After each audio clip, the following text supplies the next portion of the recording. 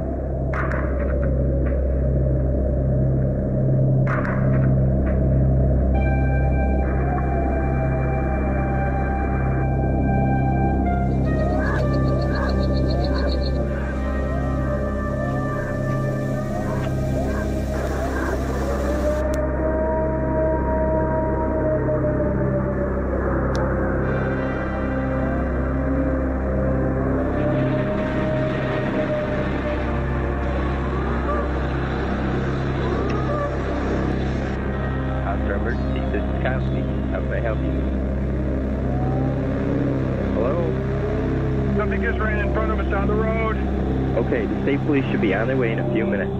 I don't know what the hell it was, but it was big. It looked like a great big dog. Is it a bear, maybe? Maybe, oh my God.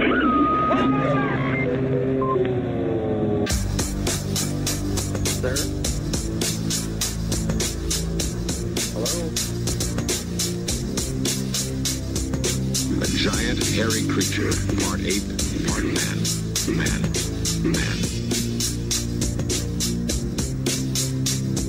Seen many times in the rugged mountains and deep woods of the Pacific Northwest.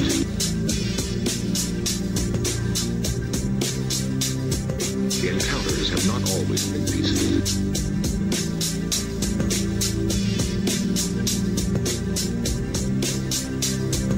In our modern world of concrete and steel, we're far removed from the Indian lore of Bigfoot. It's hard to imagine any corner of our crowded world where a giant, man-like creature could roam free. Yet there's persuasive evidence that Bigfoot is real.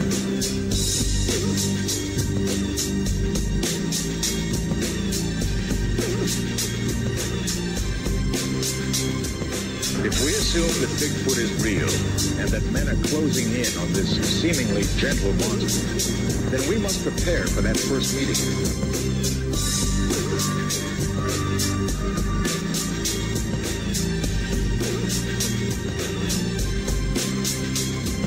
To have eluded us for so long, Bigfoot must understand men very well. The burden will be on us to understand him. Bigfoot may well be waiting for some sign that we're ready.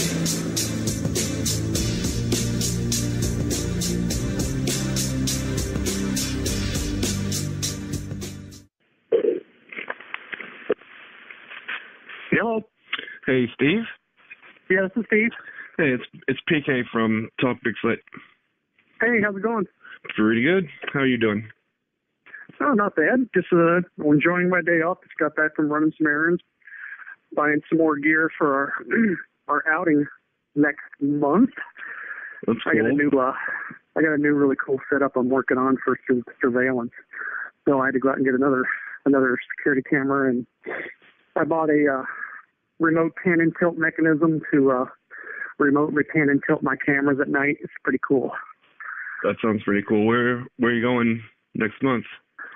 We're going to Southwest Washington. My buddy John, you guys see him on the board, Danny Pine Martin. Yeah. And we've been research buddies for years. Him and his girlfriend, who's also on our team, bought a house down in Southwest Washington. And they moved from close to where I live down, it's about 2 hours south. Pretty much out in the sticks, close to the Columbia River with Oregon.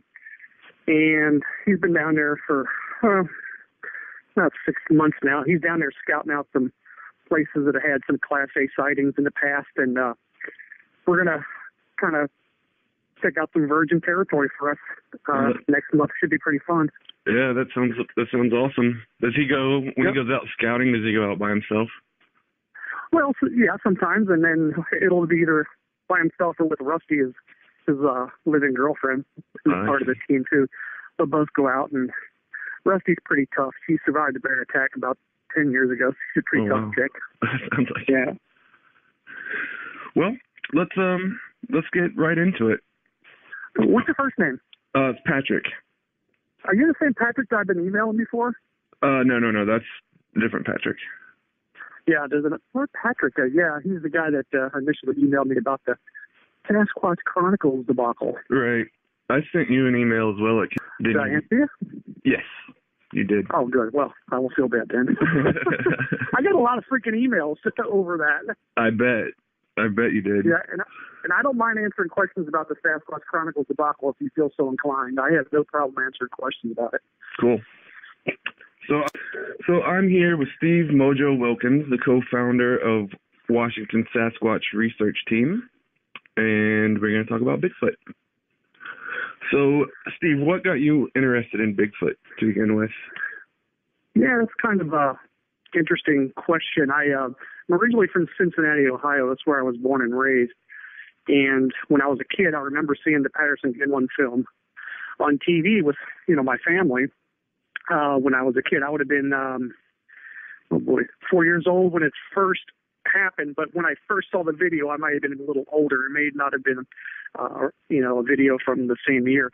But I just remember watching it as a kid. And, what my first reaction was, it's kind of funny as a kid. I looked at it. But, of course, the quality of the video and the quality of the TV at the time, it looked fake to me. I'll be honest with you. I now know it's not. But when I looked at it, the first thing I noticed is on Patty when she was walking, it looked like she was wearing a mask, like a full facial mask with just the eye showing because of the light and the dark shadows. And I'm like, I remember telling my dad or my brothers, I said, that looks fake. It looks like somebody's wearing a mask. Of course, I've learned after watching the film analyzed over the years, it's not fake. But anyway, that's when I was a kid. Well, I joined the Navy when I was 18. I spent 20 years in the Navy, retired in 2001, and went back to Cincinnati with my wife, and we eventually moved out to Washington. My wife wasn't real keen on the Midwest, so she had gone to college out here, and I had been stationed out here in the military in 81. So, we decided to pull chocks and move out to Washington in 2004. Moved out here, and, I didn't get into Bigfoot right away. Ironically, what caused me to get into a new hobby is I had a little bit of a drinking problem, and my wife had asked me to quit. So I did. I quit cold turkey September of 2007, and I think I needed a new hobby basically because drinking was my hobby. Right. So I quit drinking September 21st, 2007. My wife quit smoking the same day, which was kind of cool, and I've been sober as a church mouse since then, which is awesome. Well, congratulations. So I remember, thank you. Yeah, and I don't even miss it, to be honest with you. It's amazing. I remember joking with somebody when we were out squatching. I said, wow, this is what 8 o'clock at night looks like sober, huh? Because I don't remember 8 o'clock at night sober for a long time. So anyway, I remember sitting around, goofing around on the internet, chat rooms and things like that, and I remember seeing something about Bigfoot, and I said to myself, holy crap, I live in the mecca of Bigfoot activity for the world. I love being an outdoors type of person, camping and just getting out and doing stuff. Mm-hmm. So I went on to BigfootForums.com, very popular Bigfoot chat forum, which I don't go to anymore, by the way. There's thousands and thousands of people, and you don't really know anybody. Right. And, I've heard that they have a lot of crazy posts and stuff going on there. Oh my, yeah. Off the wall kind of stuff. Yeah, there's some really good people on there, don't get me wrong. Yeah. So I remember I was chatting back and forth, posting and learning as much as I could. And I noticed one of the guys who was posting was a guy from Tacoma. Well, I live here in Auburn, Washington. So it's only about 10 miles away or so. And I remember sending him a private message. I said, hey, man, we're close, we live close together. How's it going? Hey, man, you want to get together and go out looking for Bigfoot? It was funny until he answered me. His name is also Steve. So he and I started, emailing back and forth. And apparently he'd been sort of investigating on his own for years. He had prior to us getting together, he had a Class A sighting here in Washington in the 80s when him and his girlfriend were driving along a dark road came around the corner and one crossed the street right in front of him. So that's what got him into it. It was funny because when he told me about it, him and his girlfriend just freaked out. So they were young, so they stopped off at the nearest store or gas station and went in and told the gas station attendant, "Oh my God, you should have seen what we just saw across the road." And they're just freaking out. And then the gas station attendant or the 7-Eleven attendant, whatever it was, said to him, "Oh, that's just Bigfoot. People see him around here all the time." So he kind of got into it and started doing his own thing. And obviously I emailed and contacted him back in 2009, I guess. And we got together and started researching. And it was just him and I. And it was him and I in one video camera. And we just looked at the topo maps of the area. We started reading about the reports around the area of Washington. We just started going out. Now, I work full time. And at the time, Steve was working out of his apartment, and he had a pretty open schedule. So whenever I was off, we were gone. We were in the mountains. We were out, and we're talking twice a month, all year round. We were out, and that was a lot of fun, and it was very painful too.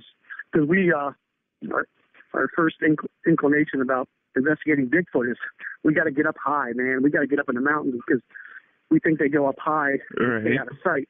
Man, I'm driving a '79 Chevy van, and I beat the crap out of that thing. I've gone through so many brake jobs, U-joints, flat tires, just, I beat it to death mechanically, and I still got it. I mean, it's running really good, but it was really rough. We were really running those mountains hard.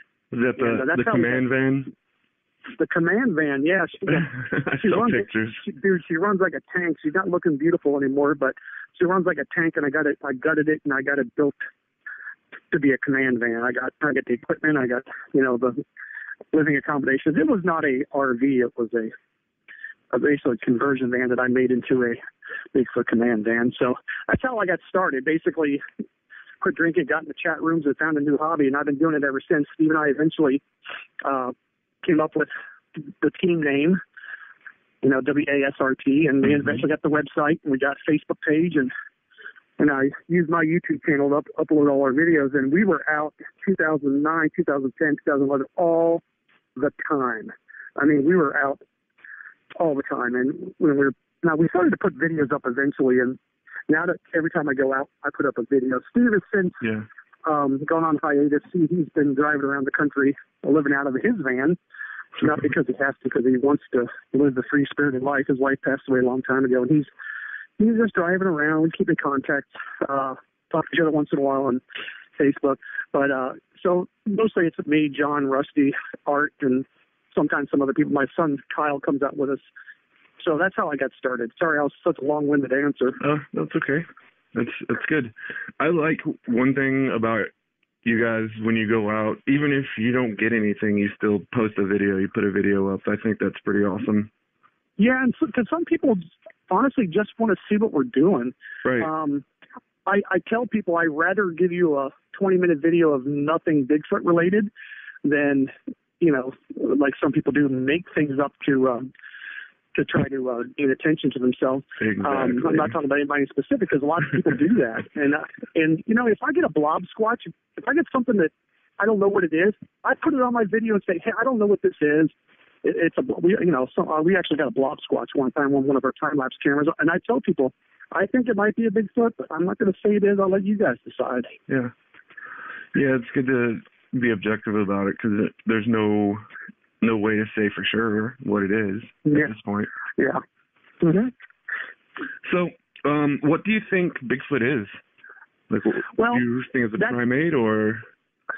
Well, I think it's more than a primate, and I've done a lot of reading and researching and brainstorming with my research buddies. We all speculate on, we've all heard the Giganopithecus. I always have a hard time saying that word. That theory by Dr. Meldrum, which is a decent theory, but I don't subscribe to it. I really don't. And I'm not saying he's wrong, because I have a lot of respect for Dr. Meldrum, first and foremost because of his courage to be a professional and, Agreed. a guy that That takes a lot. He's out there saying, "I believe." You know, he's got a lot of courage. But I don't really buy the Gigantopithecus theory because it's just based on some fossils recovered in Vietnam or something. But I guess it's as good a theory as any. But my theory is, I've done a lot of soul searching with this one. What it is, just reading hundreds and hundreds of encounters and the behaviors and what people are saying, and you start to when you start reading encounters that happen all over the country, and there's similar things associated with each encounter, you know, like the smell and the looks and everything. You start to put things together that you know are fact, that it's a large, hairy, bipedal creature. We can establish that as a fact if you're a believer. Right. And then we started hearing about people saying they vocalized not just whoops and howls and screams, but talking. And then you go, I don't know about that. But then you start reading more and more and more accounts of it, and then there's the Sierra Sounds out there and everything. So you start to think, well, okay, if it can talk, or has what they call a proto-language, people refer to as a proto-language, then it's more than an ape. It's more than just a simple primate that can happen to walk on two legs. I think it's more than that. And the short answer is I think it's a relic human. I think it's a close relative to Neanderthal. I think it may very well have originally been a Neanderthal that over the years, mating with early humans, which a lot of people say they did, like with Native Americans hundreds and hundreds of thousands of years ago, maybe with Homo erectus or whatever, because scientists have already said that Homo erectus and Neanderthal lived side by side during the same time frame, and when they did intermate. So the short answer is I think they're a human hybrid, basically Neanderthal human type hybrid, or a offshoot of Neanderthal. Now scientists say Neanderthals could not speak. They didn't have the. They're also really small, weren't they? They weren't very, very large. You know, I don't know. I think some of them were larger, but I guess that's a good question. Bigfoots are pretty big.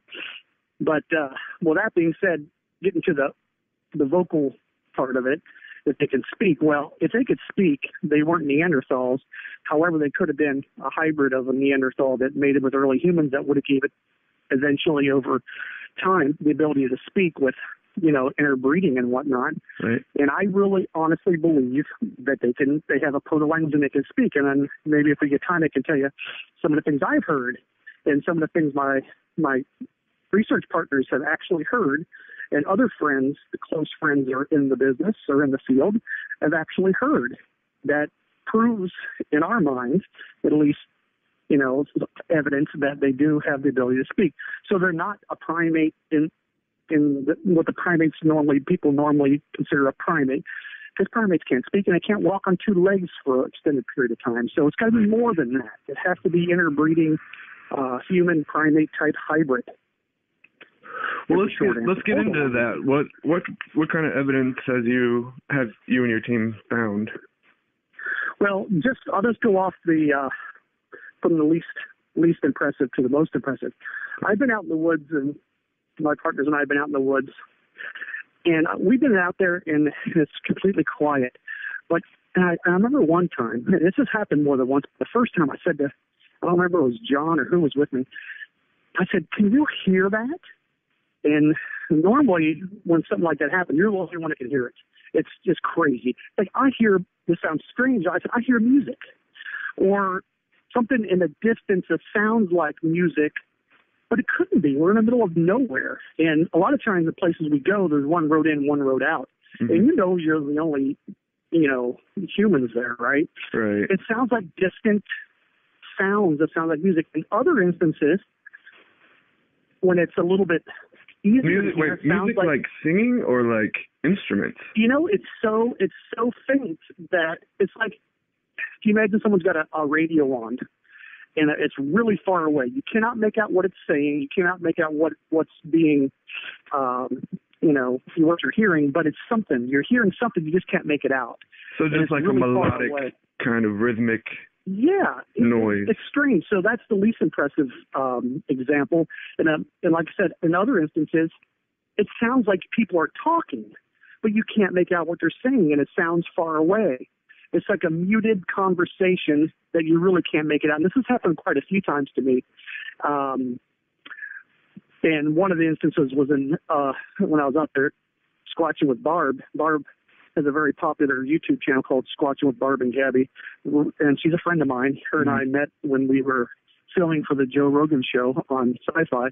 But she's got a situation, and I've been out with her, and I've heard some stuff out there that just gave me goosebumps. It's a chatter that you hear that you can't understand it, and it's so far away, or it seems so far away, you can't make it out. That's another example. And then a more recent example, and it hasn't happened to me personally, but Rusty, one of our researchers, John's girlfriend, we were out in one of our more popular research areas, and she was taking her dog for a walk. Her dog is Peanut. Peanut's one of our squatching pups, really docile dog, not a crazy dog that Bigfoot would be scared of. But anyway, she was out walking Peanut down by the river, and she was out there, and she swears something said, "Here, Peanut." Peanut heard it, stopped, and looked dead into a direction of the woods. Rusty thought she was hearing things until she saw Peanut responded and just walked into the woods or the direction it came from. I can't remember if it was the woods or the river. Peanut heard it, and she was the only one out there besides us, and she was probably 100 or 200 yards from camp. She came back and said, "You won't believe what happened. Something called my dog." Nothing is out there. And another example, Barb, I go out to visit Barb quite often in her little gifting area that she has a lot of great success with. Her father and stepmom visit quite often to her cabin, and one summer they parked their big old RV right there at the cabin. They're going to stay there for the summer, and they would go out and do the gifting thing with Barb. They actually established their own separate gifting area. Really cool. He's a great old guy. His name's Steve. Also, I'm seeing a pattern here with these names, but yeah. Steve walks with a limp. He's a veteran, a super sweet guy, and we think the Bigfoot has taken a shining to him. And this sounds strange, but I'll elaborate a little more. One time he was out, and more than once he's heard vocalizations speaking. He was out by himself. He just kind of wandered out, and something said, "Steve."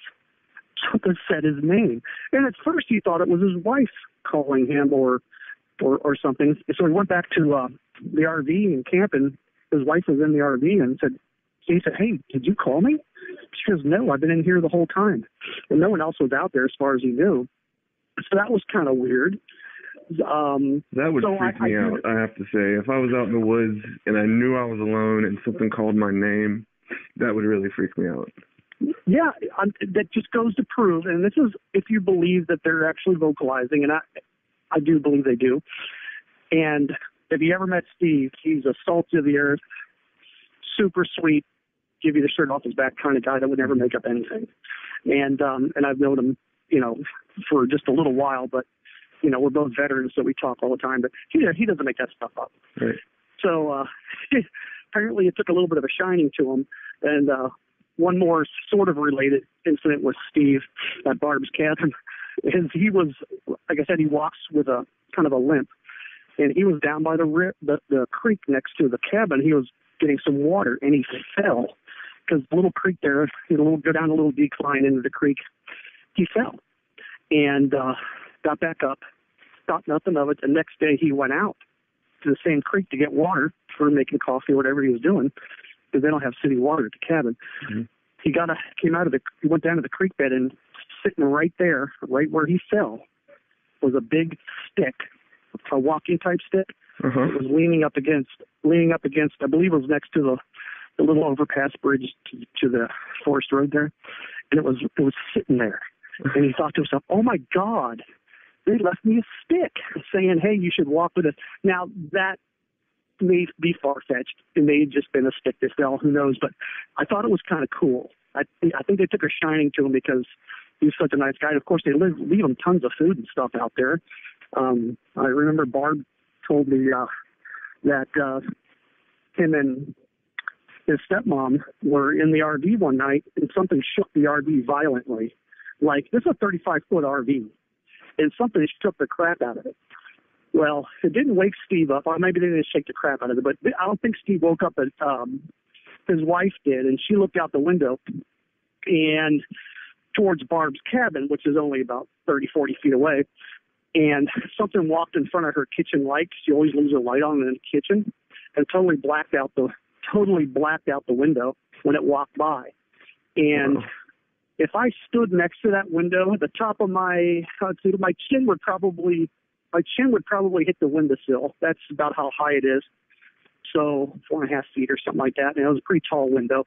So something very large. Now that's all relative as well. How close was the thing walking to the RV that would cause it to block out the window? So that's all relative as well. But it just happened to coincide with the RV being shook. So she got a rocking good thing going on down there. I go visit her as much as I can, but got to have a lot of respect for her area. It's her area. I go there as a guest. I always call ahead or email and say, hey, I'm going to stop by. Do you mind if I stop by? And I kick it around with her. It's a lot of fun. She's not into like having infrared cameras or any of that kind of stuff out there. Well, ironically, she's very low tech.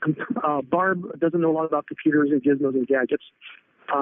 She walks around, and if you go to her YouTube channel, she got some pretty crazy stuff on there. Not crazy, but really interesting stuff on there. She finds footprints, hand impressions, all sorts of stuff. And her bait area gets hit consistently. And when we're talking, she hoists up food in a bucket 10 feet off the ground, and it gets hit all the time.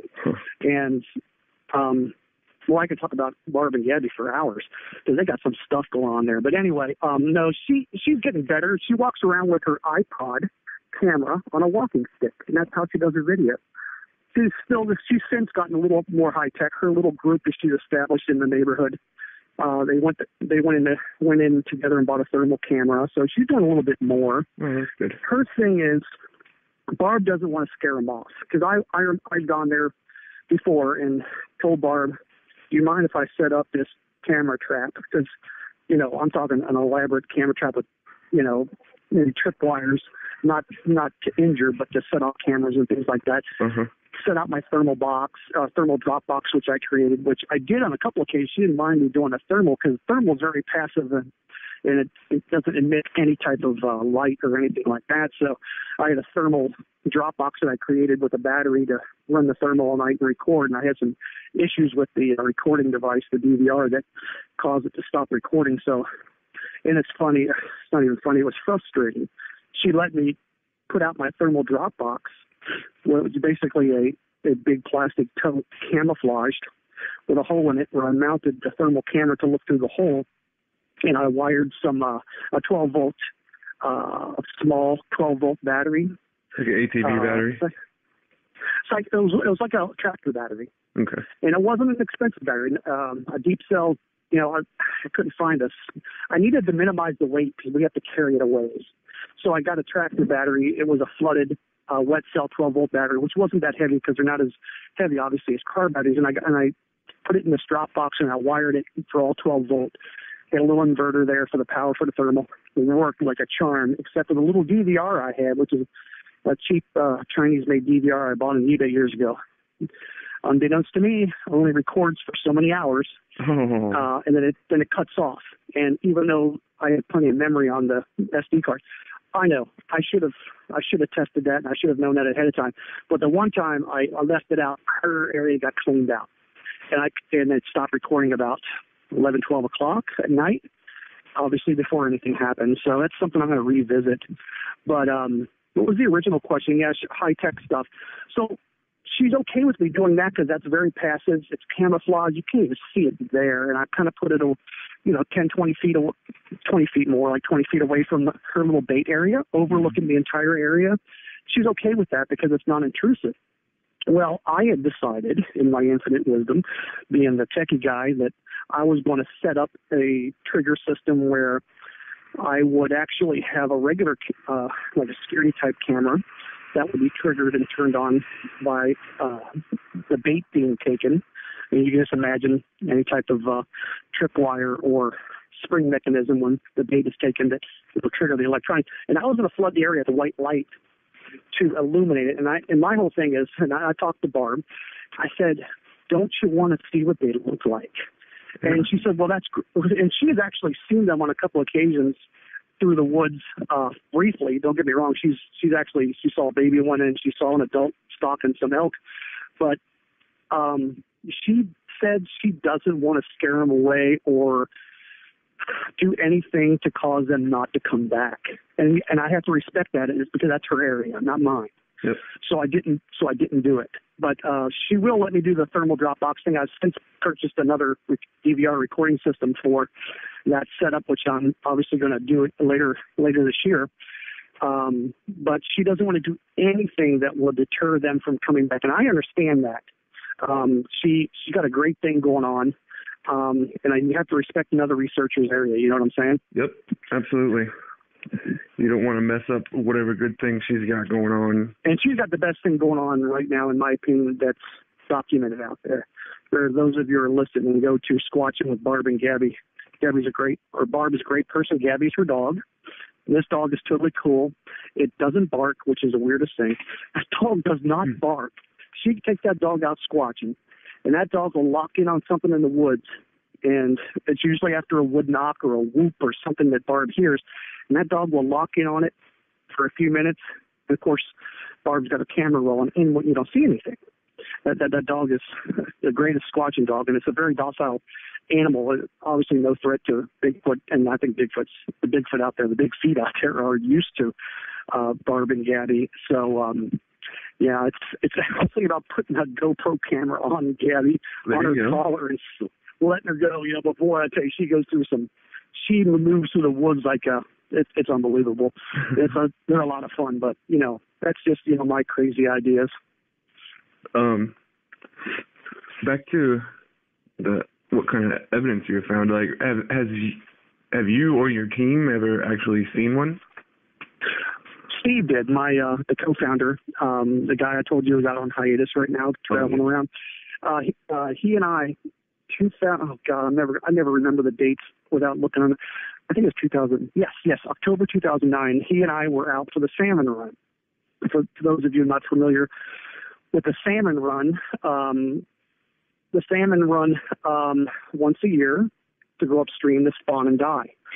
Pacific salmon spawn and die. Atlantic salmon do not, which is not related to us because we don't live on the East Coast.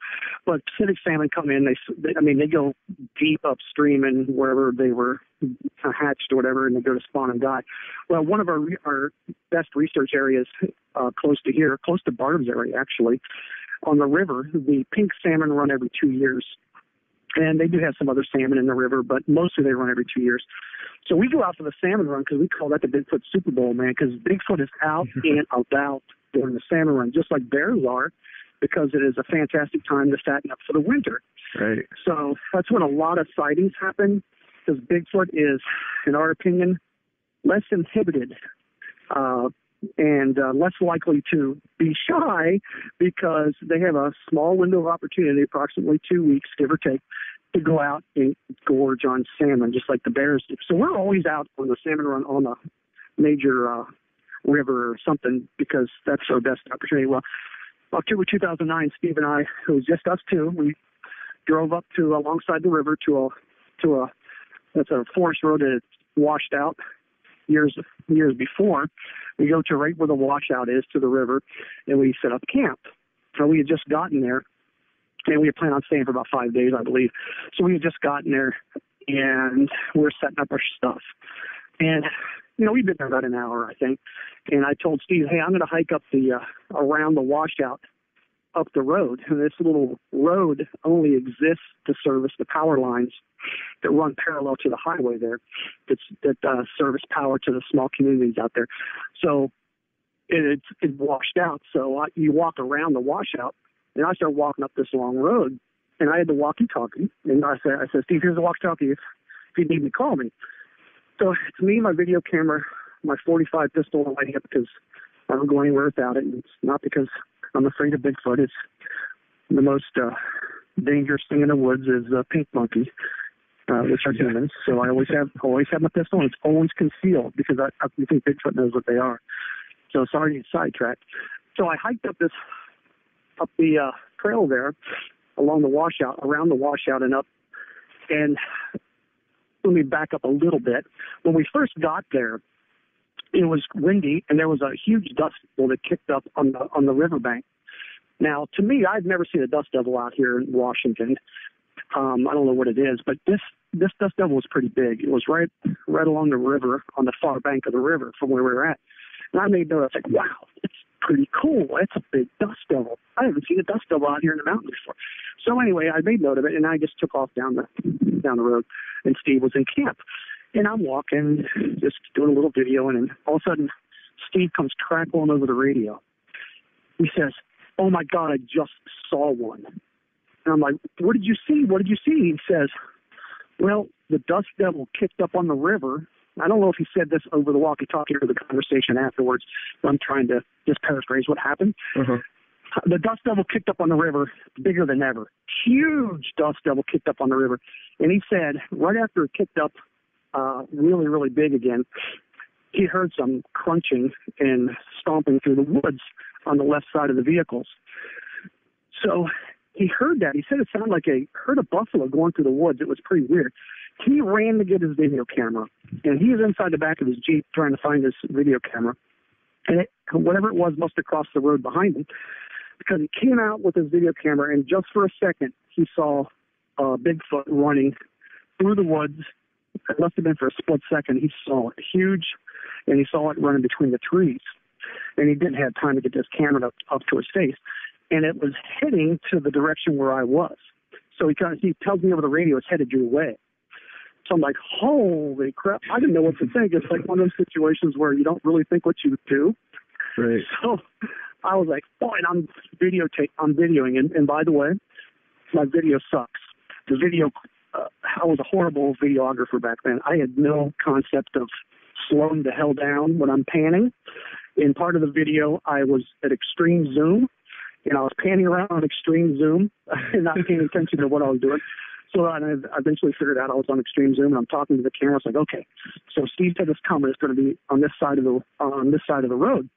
And I'm talking to the camera, like, what do I do? What do I do? Do I keep my camera rolling? Do I pull out that pistol in case it comes after me? Because I'm just kind of not panicking, but kind of excited. Yeah, absolutely.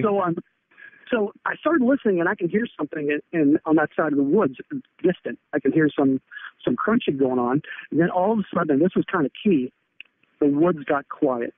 I'm talking eerie quiet, and you know what I'm talking about. People looking out in the woods, and when everything goes really quiet, you can hear a pin drop, and that was weird. Even the insects stopped, it seems. Mm-hmm. And I've since, talked to people, it's mostly when there's a alpha predator in the woods, everybody else shuts up. The smaller animals, and then it kind of daisy chains down and everything goes quiet. When it went dead quiet, and I remember telling Steve on the radio, God, it just got quiet. So what I'm doing is I'm off the road. I'm trying to walk into the woods to try to get between it and me, or try to get myself in its path. And I am not being very quiet about it. I was like a bull in a china shop. It was very thick, a lot of undergrowth. And then it got swampy, and I was getting in some pretty deep mud. I had to stop because I couldn't go any further. And I remember radioing back to Steve that it was dead quiet, and I can't really get very far into the woods. And then all of a sudden I heard the crunching sound as if it was going back in the direction it came from. I never saw anything, unfortunately. And Steve had also heard it coming back, but the woods was pretty thick then, and he never saw it again either. So he got the split-second sighting. I got a big old goose egg, and we were so excited. We had just got there, and we had a Class A sighting. So we were there for 4 or 5 nights. I can't remember how long. It's on our post. It's on our video somewhere. But we were there, and the rains came hard, and it rained nonstop for the whole time we were there. We had set up a big blue tarp, and I'm kind of getting to a kind of cool part of the whole story. It was a big blue tarp. And we're under this tarp. I got my van there, and he's got his 4x4 Jeep, and we're kind of in the middle. Every night, about 8 o'clock, we got visited. The first time it went down like this, we were sitting around under the tarp talking, and we caught a whiff of a foul odor. It smelled like a combination of a wet, urine-soaked dog dipped in salmon. It was horrific. As a matter of fact, I think Steve caught the whiff first, and he looked at me and said, "Did you do that?" I said, "Dude, I didn't do that." Then he started sniffing around in the back of his Jeep, thinking that there was something going on in his Jeep because he gets problems with water leaks sometimes and mold and mildew and stuff.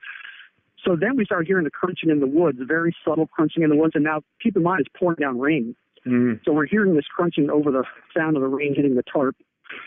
And so we thought, oh, shit, something's out there. But it's dark by then. At 8 o'clock at night in October, it was pretty dark. And so we didn't think anything of it. And eventually, the smell went away, and that was it. About every night, about the same time, I should say, we got that whiff and that odor again. For a brief few minutes, it's like it was coming by, seeing what we were doing. But it was dark by then, and we couldn't see anything. We had no thermal equipment back then. We didn't have anything that could night vision or anything that we could do anything about it. But just sit there. I think after the second or third day, we started to joke and say, "Hey, Biggie, we know you're out there. Thanks for coming by," that kind of stuff. I think we left some apples out and stuff like that. But that was very early on, and that was the only Class A sighting we've had since we started Wassert, unfortunately. But you know what? That's fine. I'd rather go years without seeing anything, having a lot of fun, going out there camping and barbecuing and going out there looking for evidence. I'd rather not see anything than to have to fabricate something like some people may do. Well, we know some people, and we're not about that. We think hoaxers are the worst vermin on the planet. Agreed. And we just rather go out there and have a good time, Yeah, if you don't get anything, there's no reason to fabricate getting something. Yeah, right. Unless you're just only out for one thing. Right. Yeah, we're a bunch of honest working stiffs, so yeah. We just like going out and have a good time, and now we're spending money on more and more equipment because we really want to get that evidence. We want to get video or audio. I guess our overall goal may have been a question that you were going to ask. Our overall goal, and maybe I'm thinking of my personal overall goal, I don't want to speak for my whole team, is to collect evidence that is unimpeachable, or something that, well, you're never going to get evidence that everybody's going to believe. I used to joke that you could have a real live Bigfoot being interviewed on the Oprah Winfrey show, and people will still say it's a man in a monkey suit. You can't win. Yeah. So you got to get the best high definition video possible to, our goal is to make more people believers and to provide evidence for people. And it's a lot of fun doing it because it's camping. It's being in the outdoors. It's getting fresh air. And I take my teenage son out with us and teach him the Squatching trade. And he, used to like it more when he was younger, 10, 11 years old. Now he's 14. He's more interested in video games and football and stuff like that. But it's a lot of fun. And, I like to say we do it as a hobby because we're all working stiffs, although John just retired from his job and bought that house down south, and he's going to have more time to do it. But I'm still working. I'm retired military. I got my pension and everything, but I still work full time to pay the mortgage and things like that. I'll eventually retire and do it full time. But for now, it's just a part-time gig for us. I told you that Steve and I used to get out once or twice a month back when, he was flexible in his schedule, and he can basically, anytime I was off, he could go out. Well, I don't have that anymore. It's just me, myself, John, Rusty, Art, and some other guest researchers once in a while, my son. So we have to work around each other's schedules, and we just don't get out as much as we like to. I schedule it where we're going out once a month, May, June, July, August, and September this year. I'm taking vacation, and we're getting out during the best times of year, spring, summer, then early fall during the salmon run. And it's kind of hard to schedule the salmon run vacation because the salmon don't run on a calendar. They run when the temperature's right, the water levels are right, the rainfall is right, and then you get the big run. So it's hard to schedule your vacation around that. You just got to hook right around mid to late September. Early October is when the pinks are going to be running the river in our area. But we can always go, down south where John is by the Columbia River. They're probably going to be more than just the pinks running down there. But, yeah. Okay, so let's hear from our fine sponsor, Phillips Flutes. Tonight's episode of Talk Bigfoot is brought to you by Phillips Flutes, purveyors and players of the finest outdoor flutes since 1969. Hello now, how are y'all? It's me, I'm Phil, the famous fluter. When you're heading into the woods or the forest, always make sure you bring one of Phil's flutes along with you. Never be caught without your flute. We take our flute handling very seriously at Phillips Flutes, and I've been playing my own flute for 75 years now. Phillips Flutes, we make them better to blow. There was Mr. Dennis Doherty who kept the running dog. There was little crooked Paddy from the Tirralocket bog. There were boys from every band. Thank you, Phillips Flutes, purveyors of fine outdoor flutes. Now let's get back to the show. So besides the thermal trap box thing that you were talking about, what other equipment do you use? Do you have night vision and stuff like that these days? Oh boy, let me tell you, I've almost bankrupted myself early on buying gear. You can really start getting into it, and I have the luxury of having a military pension and a wife that works as well, and a group of us that could share the financial burden. Right. We have one thermal imaging camera that Art had purchased for the team a couple of years ago. We have multiple handheld cameras. I got a DSLR.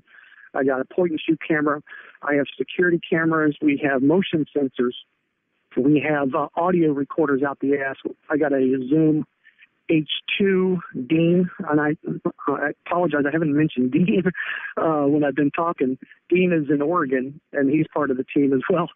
He doesn't get out Squatch with us as much because of the distance away, and he's a working stiff as well, and the schedules always conflict. But Dean's got a Zoom H4 recorder, and we got some smaller Sony recorders that we use for audio. And I'm probably forgetting. We got so much stuff. Yeah, we got a lot of stuff, but we're working on and we also have one of our better tools is our Plot Watcher time-lapse cameras. Mm-hmm. John and I both have a Plot Watcher Pro, and what those are is they're time-lapse cameras, and these are cameras made for deer and elk game camera type things, but this one's different. It takes pictures time-lapse, and you set the intervals for the time-lapse, and it only takes pictures during the day. There's a pros and cons to that. Obviously, the con to that is Bigfoot's not as active during the day, so what good is it in a lot of people's opinions? However, if you think about it, it's completely passive. It takes pictures silently, and yes, it only takes pictures during the day, but think about it. If you're going to get a good picture, it's going to be during the day anyway. It's not going to be at night unless you have some type of IR illumination, which we have determined over the years that Biggie sees in the IR. Somehow he sees in that spectrum, and we're not sure why. I think the same thing. I think he does as well. And there's plenty of circumstantial evidence, I suppose you would say, that indicates that. I've listened to a lot of people talk about it in stories, and listen to Bobo, his big story years ago I listened to. He turned on that damn IR illuminator, and everything just went quiet. Mm-hmm. So the Plot Watcher is great because you can actually leave it out for months. It'll actually hold 8 AA lithium batteries, and it'll hold a 32 gig card. I'm sorry, I'm outside. You can hear the airplanes. And literally, I've left it alongside Barb's cabin a couple of times, and I left it out for, a couple months, I think, 6 weeks maybe at the longest. And the only reason I collected it is I wanted to go see what was on it. It could have stayed out there a lot longer. And then if I wanted to really keep it out there a long time, Barb was just going to swap out. Actually, she did one time. She swapped out the memory cards for me and let it ride out another, few weeks. So you can leave it out for a long time. But, again, it's during the day, so there's some limitations. So, yeah, that's one of the pieces of gear we use a lot. And it's kind of one of those, you put it out and pray something walks in front of it, that kind of thing. Uh-huh. Have you ever gotten anything interesting on it? Yeah, we got our best blob squatch. I used to own the original Plot Watcher. Now I own the Plot Watcher Pro. The original Plot Watcher was basically the same function. It used a thumb drive instead of an SD card, and I started having some problems with it after a while. It would shut off. But anyway, there's a picture we got. I can't remember what year it was. I'll have to look back. We had left it out. Remember I told you about the Class A sighting Steve and I had? Yeah. Well, Steve had, excuse me. Steve and I were together, and he had the Class A, and I was, I didn't see anything because God hates me. So we, not far from that area, we found a very large open meadow. And we said, this is a good place to leave the Plot Watcher because it's a wide open area. And we left it kind of in a hollowed out log overlooking on ground, but at ground level, overlooking this meadow. And we had caught a herd of elk going through there, and it was just amazing. But I left it out for, I don't remember how long, but I'll have to go back and look. I had, I don't know, 50-something thousand pictures to review, and that's nothing. When I left it at Barter's Cabin, I had hundreds of thousands of pictures to review. Wow. But as cool as the Watcher comes with a program that allows you to watch the time-lapse pictures as a movie. It strings them together and you watch it as a movie and you can speed it up and slow it down. So first time I left the Plot Watcher out for a significant period of time, and I collected it, and I sat there in front of my computer, and you got to have a lot of patience to sit there and stare at that and just for hours. Yeah, you take a break. You do some one day, then you go back and do some more the next day. And then you end up speeding it up because you get real impatient. You got to be careful when you speed it up, though, the time lapse. So I'm watching this big meadow here, and all of a sudden something shows up. You got to stare at it and wait for something to change. That's how you see something. A bird flies by, you stop it, you go back. Oh, it's a freaking bird, or it's an elk, or whatever. And I remember staring at this thing, and all of a sudden something changed. I thought, what was that? And I went back, and this, at the time, I had it set on 10-second intervals. And I was taking a picture every 10 seconds. So something was there. The frame before it was not there. And the frame after it, if I'm not mistaken, it was not there. And just to describe what it looks like to people who are listening, it was a definite, we call it a blob squatch because it's exactly what it was, a blob squatch. It looked like something with huge shoulders and a head. So all you see was a torso, and it was under the branches of this tree on the other side of the meadow. It looked like a football player, really. And it looked, this is funny, it looked like it's staring at the camera. And we're talking the meadow was 30, 40, 50 yards wide, and it was on the other end of the meadow. So it was kind of small, but when you're able to zoom in on it, and there's a very, defined head and shoulders. It was very, very thick. But it looked like it either had to, if this was a Bigfoot, and I'm not really sure it was, but it looked like one. It was either, it had to have been squatting down. And the reason why if that is a Bigfoot in our minds to try to imagine that it could have been, is it had to have been squatting down because we went back to that area and walked it. And where it was, the tree overhang, oh God, it was maybe the big branch of the tree, I think it was like 6 feet high. And this was well below that. So it was either really tiny or it was squatting, and you really couldn't make out the lower part of its body. If you go to my website, www.wasrt.net, WASRT.net, you have to find it. It's in my video archives. My website basically breaks down all my post-expedition videos by year. And here I am way away from my computer, but I'll get to it, and I'll tell people where to go if they want to see it. I'm not telling you it's going to be a super impressive, but Joe Rogan showed it on his show, though. I guess it was impressive enough to put it on that sci-fi episode. Mm-hmm. For those of you who don't know, that I went out squatching with Joe Rogan for his show. I watched that show and didn't realize that was you until yesterday. Really? Yeah. Oh, cool. I had no idea. Well, do you remember? Well, anyway, on his show, they show that, but they don't show as good of pictures. I mean, it's on TV, and they don't show it. Oh, maybe you can look at it better on the computer, because I got it blown up. Mm-hmm. But do you have it in your photo gallery on the I don't think I put it in my photo gallery. I think it's just part of the post-expedition video. Oh, I'll find it. I want to say it was 2000. Crap. I want to say it was 2010, but I don't remember. That's what happens when you're 51 years old and you've been out so many times. You try to remember when stuff happens. It was during a salmon run, so it would have been one of our videos that occurred or was posted in the fall. I'll try to find it. Anyway, we'll get back to that. When I find it, I'll tell people to go to look at it. It's not super impressive, but it's kind of cool. So we can just post it alongside this interview, and they can watch them together. Okay. Yeah, I'll post it up on the forums a little bit later to make it easier. Cool. So everybody can tear it apart and say, "Bullshit, man." Well, That's shadow. You're not gonna get some of that. That always happens. Fine.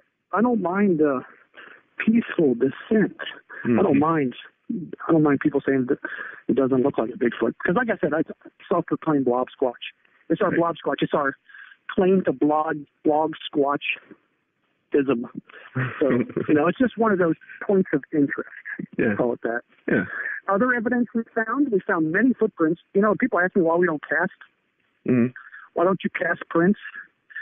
Probably a number of reasons. One of them, we're too lazy to carry the plaster of Paris around, and you got to carry a lot of water. Right. And that's tongue in cheek. But another is we don't expect to find a lot of prints.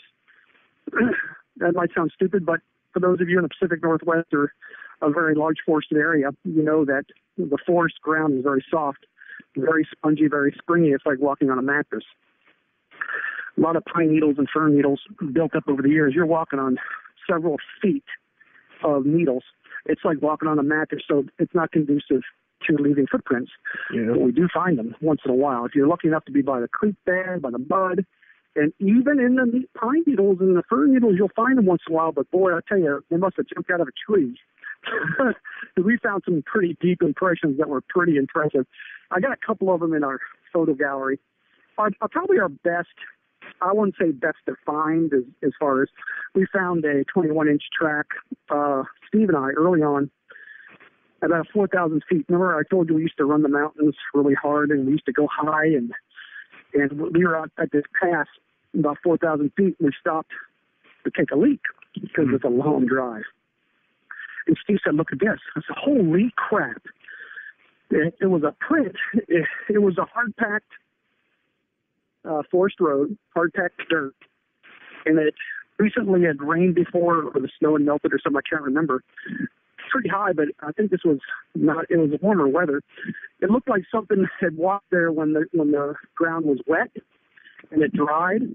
And there's at least 3 very defined toes, and the outline of the foot and the heel.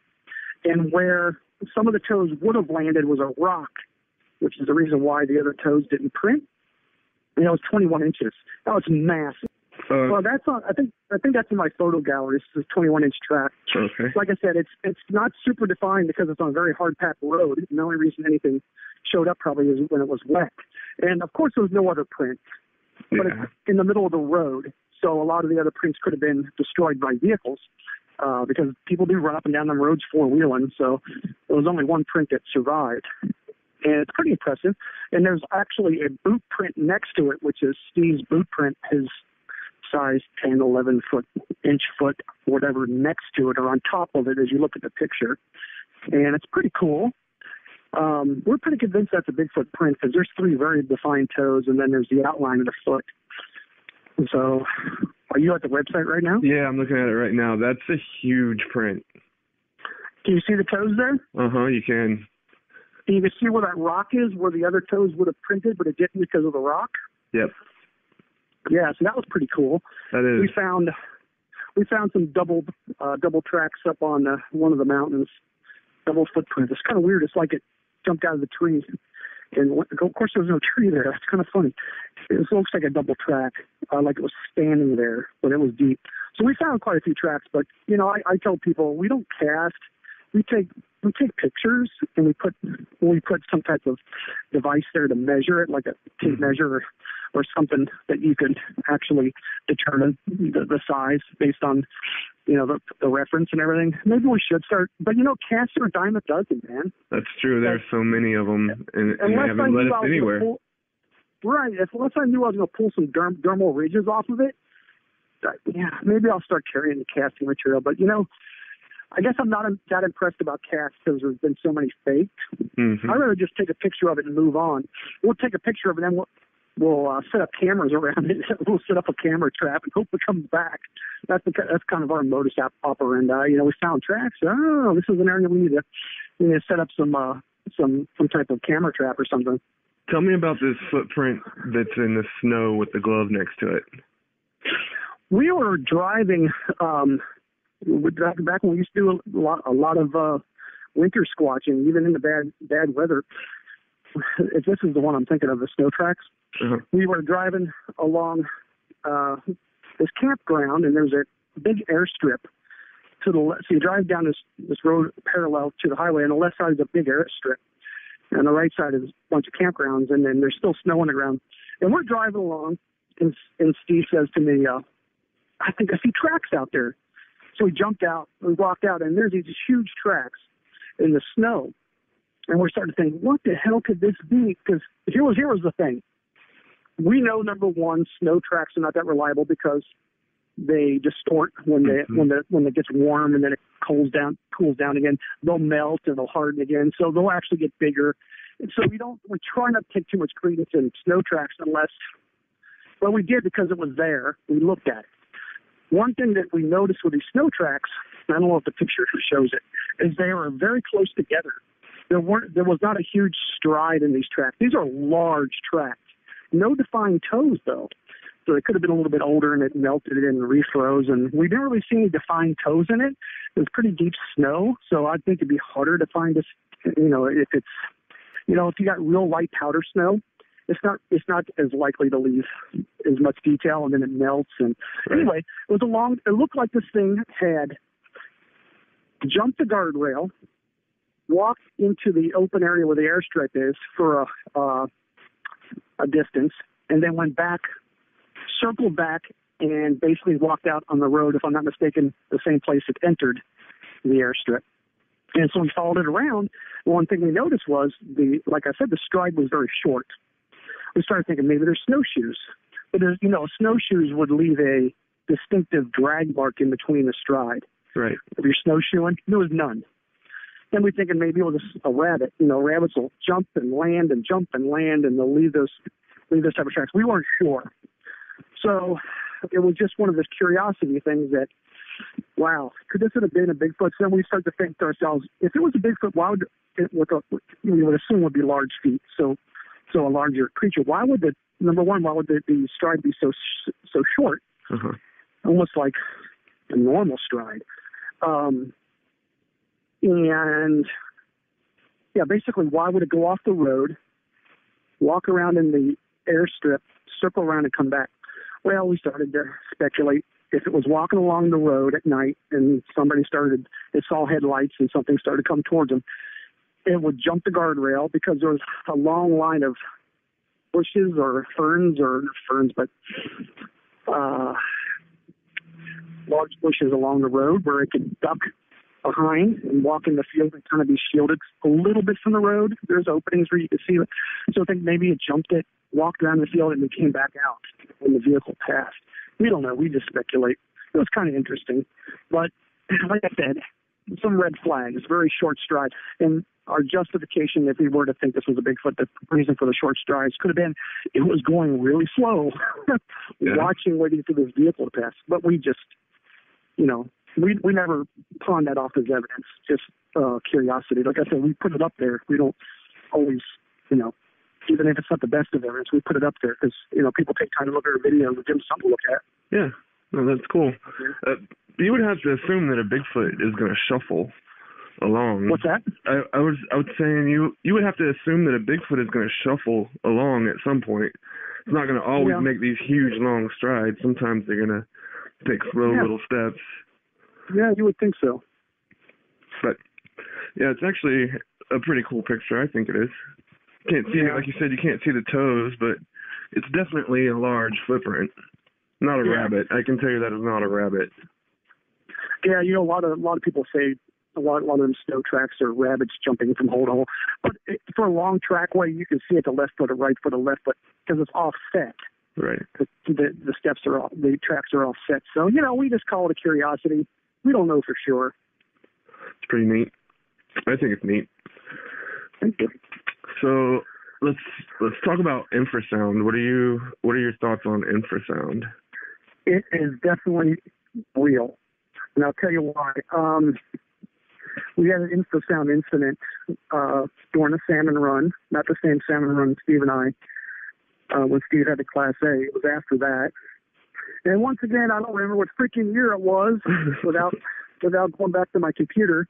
I want to say it was 2011. It might have been 2010.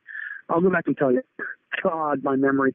So what happens is you get older people. When I used to drink, I killed all those damn brain cells and they don't come back. But anyway, so we went out for the salmon run, and it was I call it the salmon run, but I believe it was an off year. Remember I told you the pinks run every other year on this river? Uh-huh. Well, it was an off year, but we go out anyway because, there's still some fish in the river and there's still some salmon that come up. And plus, we went to the same area where Steve had a Class A sighting along the washout on the road. So we had about 7 of us there, 6 or 7. Dean was there. Johnny Pinemartin, Dean, myself, the other Steve, Rusty. I don't remember if Art was there. I don't think Art was there. But anyway, there's a bunch of us. One of the few times we get the whole team together. Like I said, we're working, so it's hard to get our schedules straight. Anyway, we're out there and nothing happened the whole freaking time we were there. It was an absolute bust. Oh, my son was with me too. He was I don't know how old he was because I don't remember what freaking year it was.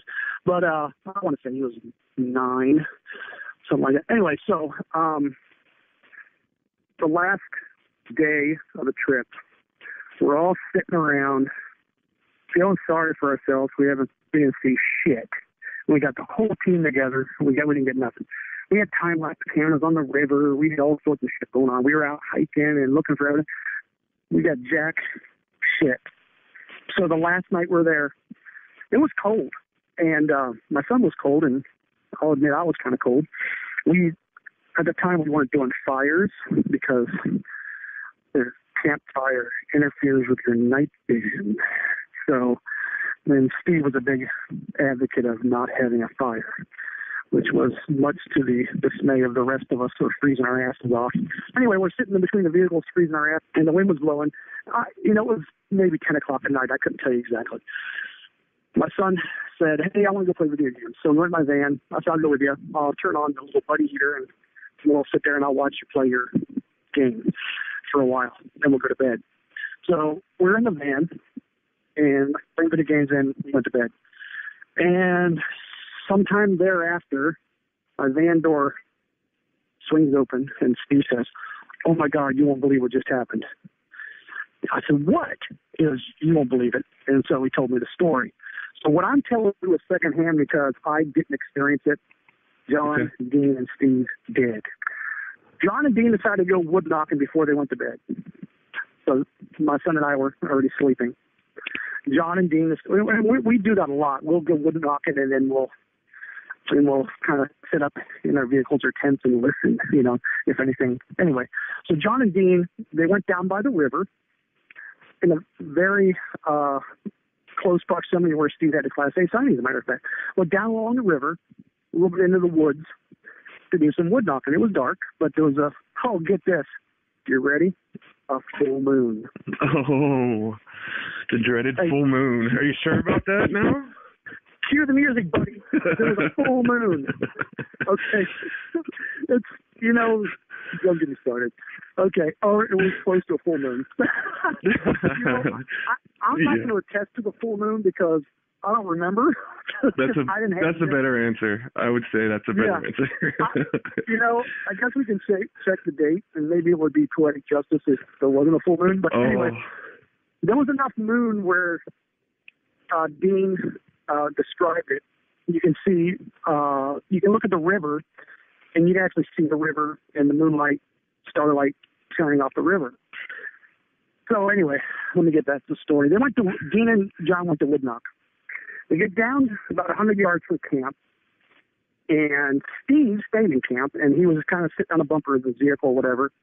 And like I said, I'm just describing what they told me. So if they're listening and I F it up, then blah, blah, I don't care.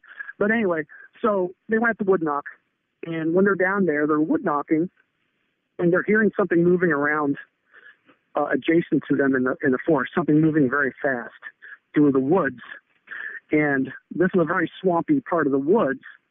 So whatever's moving fast is very agile, which is an afterthought. So they're knocking, and Ian describes he started feeling very anxious and very scared and nervous, which I don't blame him. And he told me he remembers saying to himself that we got to get out of here. We got to get out of here. There's something, we don't belong here. That's going through his head. And it's kind of the fight or flight thing. But like, holy crap, we need to get out of here. But he didn't want to say anything to John. John's a rock. He doesn't scare easy. See if I can remember any more of the details. So Dean is getting very anxious and nervous and starting to feel queasy. And the interesting thing is, Dean said he can hear like a bass drum, boom, boom, boom, in his ear, really low, like you can barely hear it. And John describes it being able to feel, it's like standing in the surf and feeling the wave coming to hit you. John said he could feel it hitting him, just wave after wave. And eventually they decided to walk back to camp, and Steve met them at the entrance to the little area to the trail, and Dean just hit the ground. Boom. He just dropped like a rock. Like he passed out, or? He didn't pass out. He got lightheaded and lost his balance and hit the ground. He was okay. He didn't pass out. This pissed John off to no end. He went into a rage. He grabbed the baseball bat, because that's what they knocked with, and he went back down to that area by himself. And he went down there, and he said, I'm gonna. For some reason, he thought he's gonna challenge them, and he's gonna knock again. He went down there and he cracked on that tree. And that last time he cracked on the tree, he says like a light switch went off. That whole boom, boom, walking into the waves, just gone, just turned off like a switch. Got back to camp. That's when Steve yelled in the van and said, "Hey, you won't believe what happened." And Steve said the whole time this was all happening, he didn't know what was happening down there because he didn't see very much.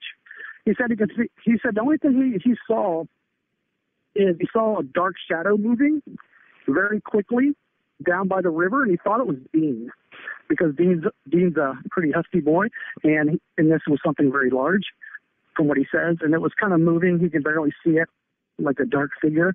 And the next morning when we went down and looked around, Dean was nowhere near where Steve was seeing something that was moving around. So that was pretty much it. We did find an area where there was a lot of laid down grass, that something could have been laying down in the grass, but you just don't know if that was an elk or what that was. Right. But that was interesting.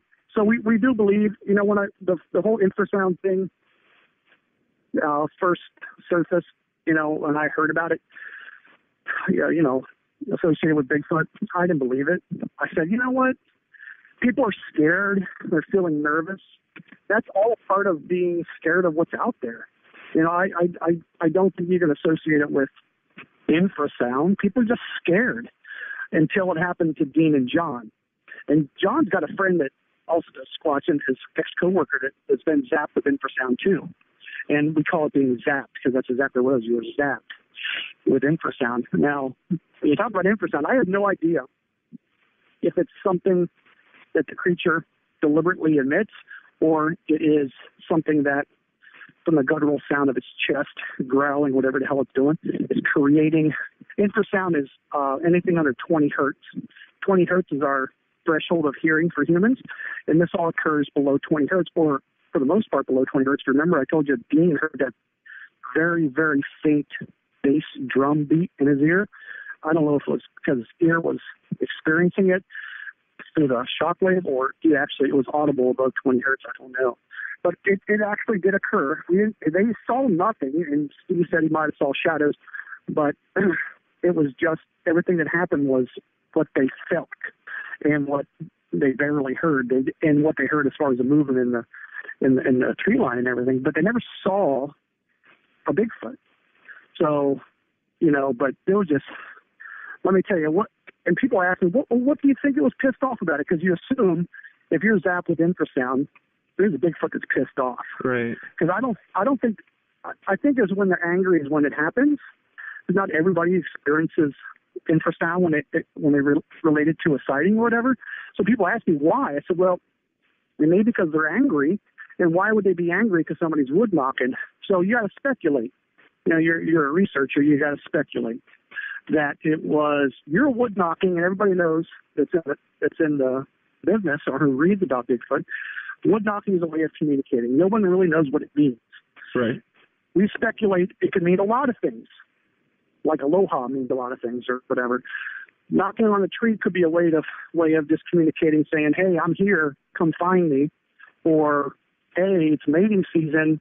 I'm going to knock on this tree because I'm looking for a mate." Now, that sounds far-fetched to people who may not realize that mating season for Bigfoot are in the fall.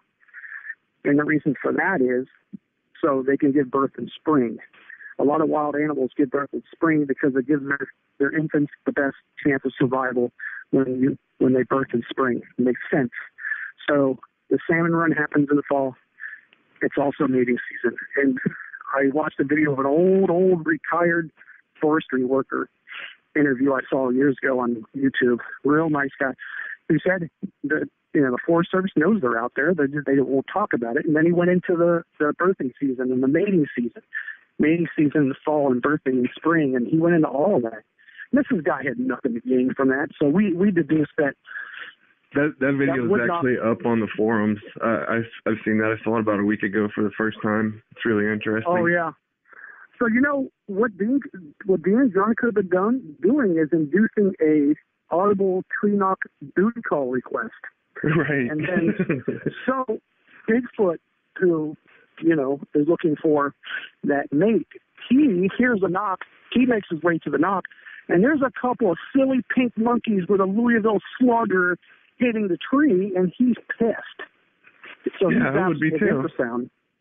So that's just speculation, but we run those things through our mind of why was it pissed, and so we assume it was pissed because they got zapped with infrasound, or maybe it was we don't know. We speculate. We just we leave it for other people to decide. We simply tell people what happened, and everybody go out there and check the full moon.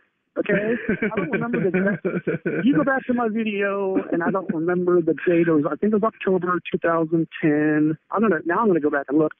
And you guys will tell me if it was a full moon or a partial full moon or whatever. Who knows? I don't think we ever. I know Dean when he actually. Dean, John, and Steve all did a little write-up on what they witnessed, and we put that up on our old website. And Dean's actually included a graph that he had created about where the river was and where the moon was. Oh, boy. Yeah, so you guys can go back and investigate that and tell me if we're full of shit.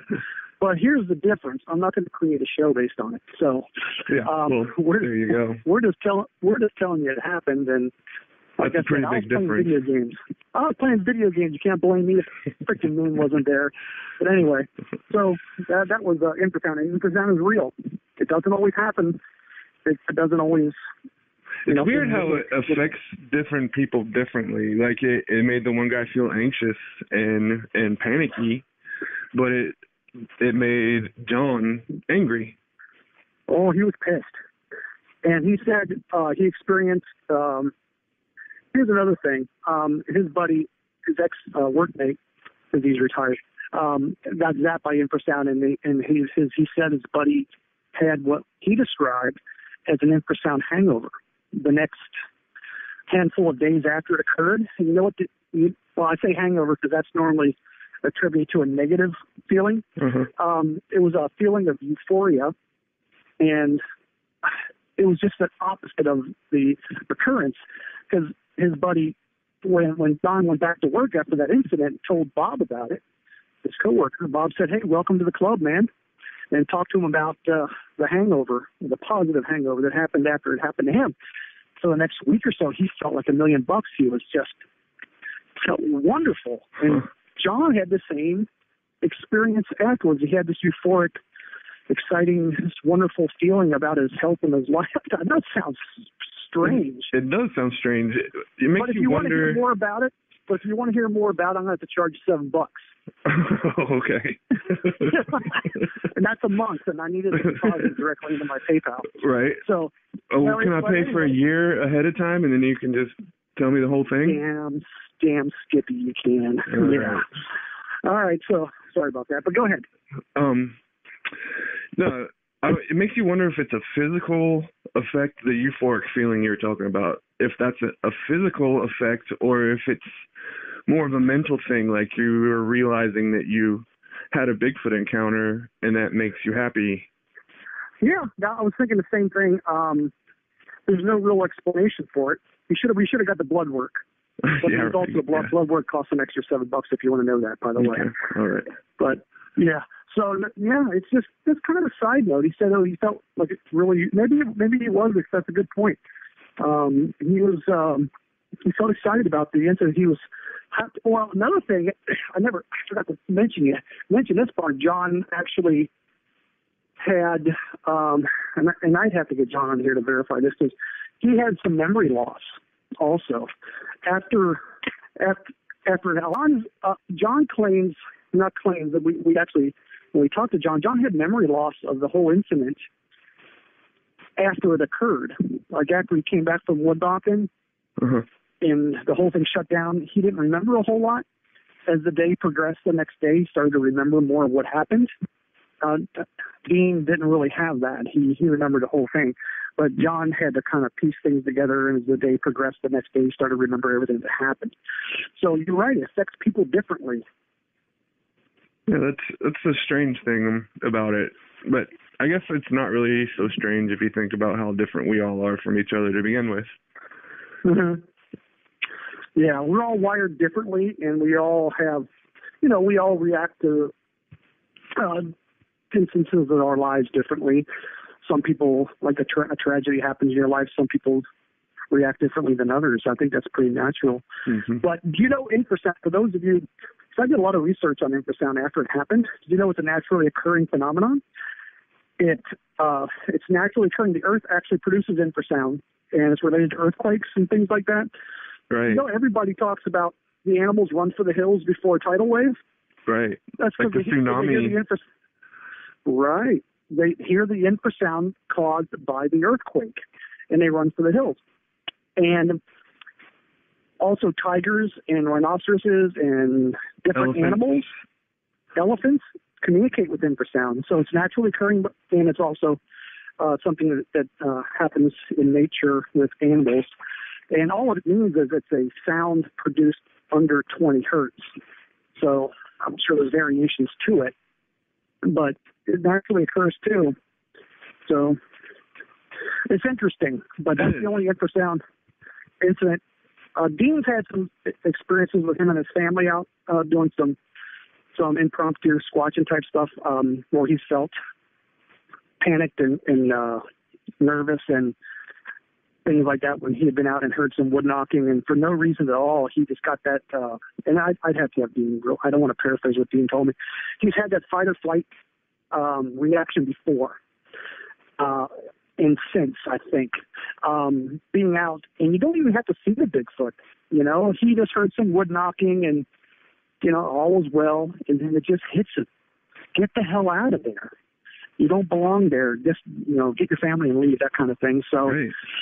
Yeah, I don't think it's ever happened to me. Maybe I'm just too stupid. Maybe it's got smarter people reacted to, and other people just walk around like a tinfoil hat on. It doesn't affect them. Or maybe I just never been zapped before. I don't know. It's all very interesting, and it's at the very least fun to speculate about. Yeah, absolutely. You just never know. Yep. I heard one story where, I think one of the first stories I heard about infrasound, a lady was driving and she was driving along and there was a Bigfoot in the middle of the road and she stopped and she got so panicked her nose started bleeding. So I don't know if that was just fear or blood pressure or what. Yeah, that'd be spooky. Mm-hmm. What about the missing people topic? Do you think Bigfoot is snatching the whole missing people topic? You think Bigfoot is snatching people? I wouldn't doubt it. I wouldn't doubt if it happened in the very, very distant past. I don't know for sure if it's happening now, but let me tell you, I don't doubt it. I mean, there's very little known about the creature that technically doesn't exist, so you just don't know. I've listened to a lot of David Paulides' interviews. I haven't read his books. I listened to all of his interviews. It's very compelling, and he doesn't come out and say it's Bigfoot related per se, but he used to be a Bigfoot researcher, so you know it's in the back of his mind. Yeah. So when you hear stories about like a big hairy thing carrying something away from the area where a child went missing, then you kind of are implying that that's a Bigfoot. And that was one of his one of the missing persons investigations that he did. People witnessed it carrying something on its back going up the hill, and God, I mean, I don't know. Yeah. People want to say it's a very docile, very shy, very non-confrontational animal, and I think we think of it this way. They are animals in as much as we are animals, or as much as we are animals, they are animals. We are capable of some pretty bad stuff. Mm-hmm. Why would you think that this creature would not be capable of bad things? I'd say 99% of the time, they just want to be left alone. However, if you walk up on a situation where they don't want you there, and you don't leave, something may happen. I don't think they're kidnapping women to mate with. Well, did they used to do that many hundreds of thousands of years ago? Maybe. I don't know. I don't know that they're doing that now, but I think they're animals and they're capable of good and bad as well. Right. Well, I completely agree. I think they're as varied as we are. After I listened to all of David Paulides' stuff, I'm very, very careful when I'm out in the woods with my son. Yeah. He's 14 now. He's almost as big as me. But, you know, you think about that. You know, I heard some of them stories. The kid was right behind them, and then their kid's gone. You know? Yeah, it happens quick in those stories. I'm a lot more on alert with my son when we're out squatching than I used to be because of that. And I know probably nothing's going to happen, but the stuff I heard it makes you want to be careful, you know? Absolutely. Absolutely it does. So what do you think about there being different types of Bigfoot? Well, I think you hear about the skunk ape and you hear about the patty type and then they're supposed to be more aggressive here where I live in the South. Right. What do you think about that? I thought about that a lot.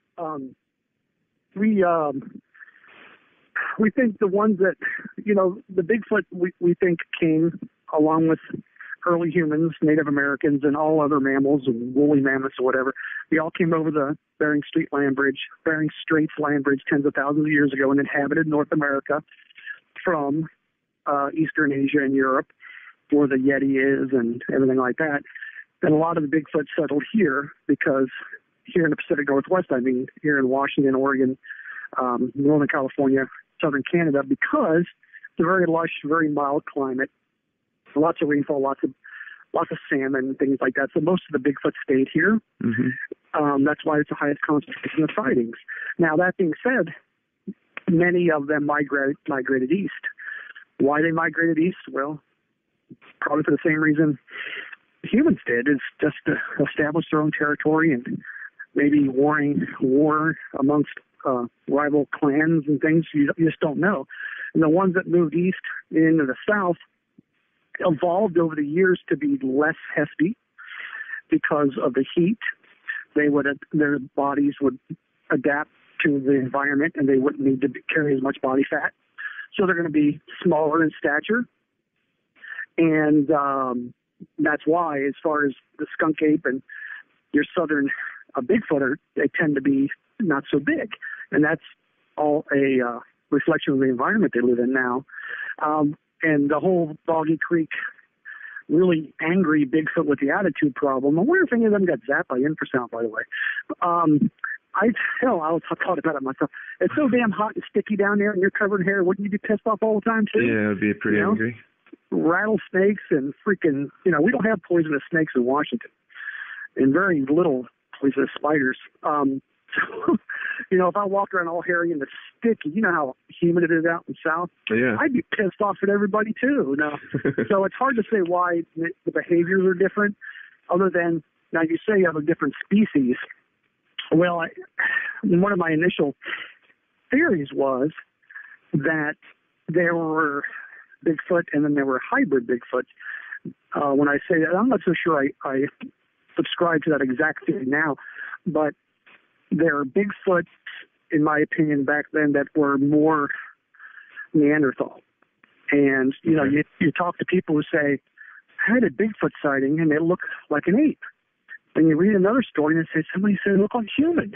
It looked like an old, weathered Native American face, which is what Steve's experience was when he saw the Bigfoot, not when he and I were together with his girlfriend in the 80s, when he saw across the road in the headlights, it looked like an old, weathered Native American face. Huh.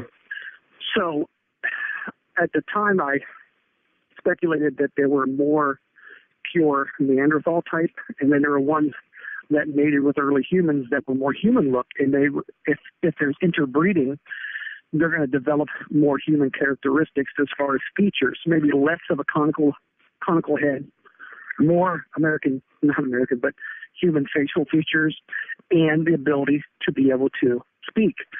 So I think that's possible. It's still that way, but we won't know. There's just not enough evidence out there to determine whether there's subspecies. I wouldn't call them subspecies, but even humans, we have different characteristics that are consistent with different cultures. So I think it's possible with the Bigfoot as well. There's dark ones, there's light ones, there's skinny ones, there's just monstrous size ones. So, but I believe they're going to be shown genetically to be very similar to humans.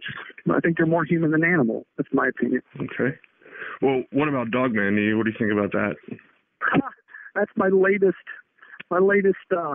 obsession on YouTube. Not with looking for Dogman, but reading about it and listening about it. Boy, that's interesting. That's really interesting. There's a lot of sightings of Dogmen, but I'm sure a lot of them are mistaken identity with wolves and things like that. But maybe even Bigfoot. Some of the you listen to the Dogman stories, and a lot of you Bigfoot researchers are running in them things. And as one guy said, more than one person I've heard say that the only thing in the woods that Bigfoot fears is the Dogman. Right. Like, really? I don't know. People say Bigfoot would whip a grizzly bear's ass. I think he'd hold his own against the Dogman. I don't know. Now, do they exist? I tend to think it's very, very possible. I just don't know how they came about. Right. There's a lot of them up in Michigan and Wisconsin and stuff like that. It's really interesting. I'll read the evidence and I'll listen to the audio just out of curiosity. And we've heard some pretty weird things in the woods. John and I heard a pretty awesome howl that sounded like a werewolf one time during the day in camp. As a matter of fact, it's hard to describe what it sounded like, but it sounded really. I guess it could have been a coyote or something, but it didn't sound like it. It was just really creepy. It's like what you would hear in the werewolf movies, but we were just maybe our minds are playing tricks with us. But I tell you, man, in the middle of the woods out there in some of them places, you don't want to be out there without a gun. Right. And I'm not talking about because of Bigfoot either. We've hiked up on pot grill operations before. Let me tell you.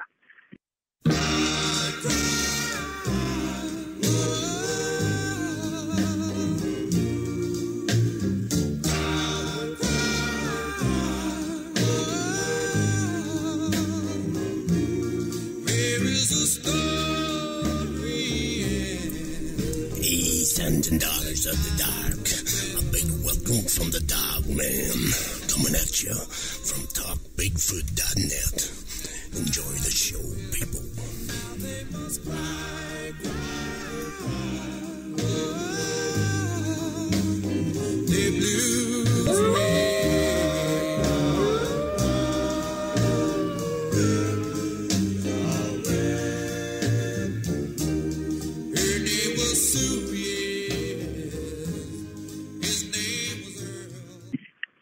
If it wasn't, well, we hiked up an pot grow operation that was the previous year's. It was already harvested. And this was before it was legalized in Washington, so it was very illegal. It's probably illegal now, too, because of it was just, nobody's private property in the middle of the forest. And let me tell you, when we walked up on that, we saw the deteriorated fertilizer bags, and the little orphan pot plants were still there from the seeds that dropped from the harvest. Uh-huh. And I was telling John, if we had been here the year before, we may have had to shoot our way out. But because, I don't even worry so much about pot grows as much as I worry about meth labs, because they cook meth in the forest out here. Oh, wow. And let me tell you, those guys cooking meth on that will not let you walk out. No. Let me tell you that right now. So I got old Betsy, my 45 ACD government clone, that I tell people I'm going out shooting. I don't want to have to get into a gunfight, but I'm not going to walk into a meth lab operations and have to beg for my life. That's that, buddy. No. You know what I'm saying? Absolutely.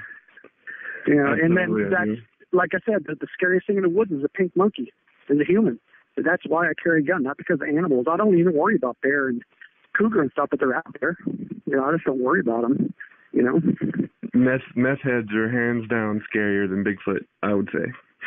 Yeah, and they're desperate. Yep. And they don't want to. And they're paranoid. So, yeah, and you're in the middle of the woods, and no one's going to come to your aid. If they shoot you, then it's going to bury you. You know what I'm saying? Yep. So I take it your team doesn't get many reports of dogmen, though? No, we don't. And maybe it's just geographic. I know a lot of dogman reports are in every state, even Washington, but we haven't come across any. But I'm keeping my eye out for them, let me tell you. Hopefully there's a full moon so I can get a full description. That would be right over the shoulder of the creature. Oh, yeah. I'm going to count how many teeth are in its head. Going off that line of thought, how many fake encounters do you get reported? Well, we really never know they're fake. We used to get a lot of emails, people, and I still do. I shouldn't say we used to. I still do. I just got one yesterday. And most of the time, people just want to tell me what happened. Yeah. And get my opinion, and I'll answer them and tell them what my opinion is. And not my opinion as in I don't believe you or I do believe you. My opinion is this is what it could have been. And if you heard this is likely, how Bigfoot vocalizes this might be what you heard, that kind of thing. Most people just want to tell me about their encounter, which is cool. Very rarely do people want me to go out and investigate. That might be surprising to some people, but they don't, dial me up as Yellow Pages, as a research outfit, come out and research some crazy shit's going on. Now, I've had 2 or 3 definite requests for assistance, and one of them was Wes and Woody, which a lot of people know about. One of them was a family in Kitsap County, which was a really cool story they had. They actually never saw it, but they had rocks thrown at them on the trails. They had these incredible structures they were finding in the woods behind the house, incredible structures. And there's some pictures of that. Matter of fact, one of the lean-to type structures, I call it, is on the first page of my website, down towards the bottom, because this is birthing season right now. And when the folks from Kitsap County called me, and Kitsap County is not, in my opinion, a Bigfoot area, but the stuff that was happening to them was pretty intriguing, and this guy was scared for his family. So we went out there, very, very nice couple. They're farmers. And we stayed at their property for 4 or 5 days, and we thought, the structures we saw tree breaks 30 feet in the air, Wow. Unbelievable stuff, and that no person could have done. And the weirdest thing we found, I don't want to say the weirdest, but the most intriguing was a lot of thinner trees cracked off and leaning up against larger trees. Now, your first impression was, wow, that looks like someone's trying to build shelter. I thought to myself, no, Bigfoot's not building a shelter. This is not a shelter. First of all, it's not very waterproof. Second of all, it just doesn't seem like a shelter. It looks like someone just leaned a bunch of smaller trees up against larger trees. And then the picture on my website is actually a picture of his daughter shimmying up this thing at an angle. And he took a picture of that and showed it to me, and I kept it. So I started to speculate what it could be. And the time of year all this is happening, and I started, reflecting back on what I know about seasonality of Bigfoot and what happens certain times of year and stuff like that. And I said, well, that's springtime, man. That's birthing season. Could this be related? And if so, what do these structures mean? So I speculate and deduce that, if a female Bigfoot gave birth to an infant Bigfoot, that infant Bigfoot is in somewhat in danger for its life because it's a very small animal, and there are predators out there. The farmer shoots coyotes and stuff all the time on his property, and that child would have to be looked after until it's old enough to take care of itself, and obviously the mother would do that. So the logical thing, in my opinion, is for it to be up high in the tree at night, to stay off the canopy, or to stay in the canopy off the forest floor, to be away from predators. Now, a babe in arms would make it problematic for the mother to climb a tree, would it not? Yeah. Even a very agile Bigfoot. What would make it easier for a female to climb a tree with her babe would be a huge leaning structure that allowed the mother to climb to the top of the canopy and stay with the child all night. That's one theory I have. My theory is the mother goes up there with the infant, stays off the forest floor, and the baby stays safe all night. And maybe that's the purpose of those structures. Like I said, I'm just speculating and trying to use my noggin and try to explain what purpose that has. You've got to believe there's a purpose for it. It's not just them being destructive. Yeah, you wouldn't waste that energy to do all that for no reason. As a matter of fact, right before he contacted me, he said he was in his garage at night with the garage door open doing some woodwork or doing some work in his garage, and he heard just the most ungodly amount of things going on in the woods, snapping and cracking and just things getting, it sounded like a bulldozer was going through the woods. He got so scared he closed the garage door. And that's when he contacted me. We went out and he says, and he showed me, he's like, look up in the trees, you can see 30 feet up, it's snapped off.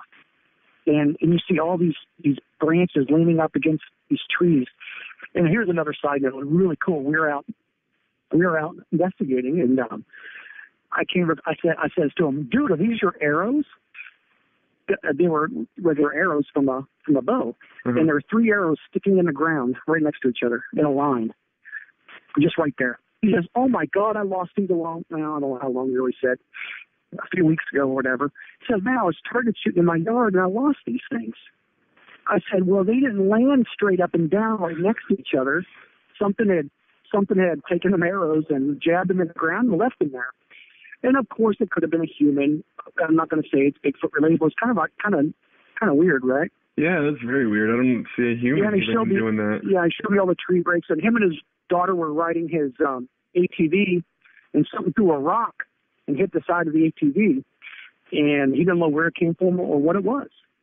Matter of fact, he's the one that took us on that hike that we hiked up on that pot grow operation, because we were trying to get to a lake that was hard to get to.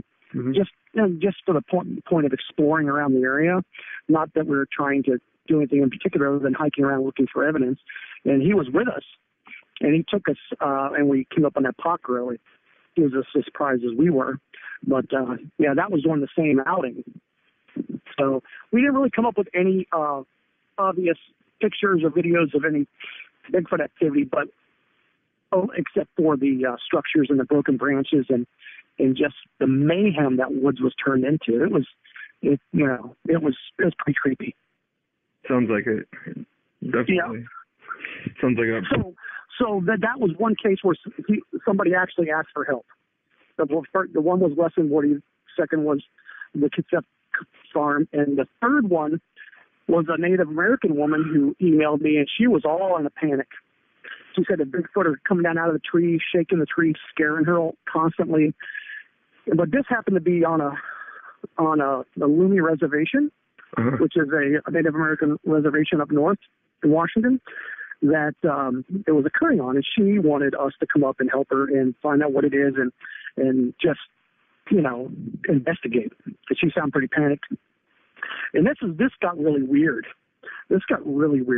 So I had posted on Facebook that I had gotten a request from a woman in the Lumi reservation to investigate. Well, apparently I stepped on the BFRO's toes. Uh-oh.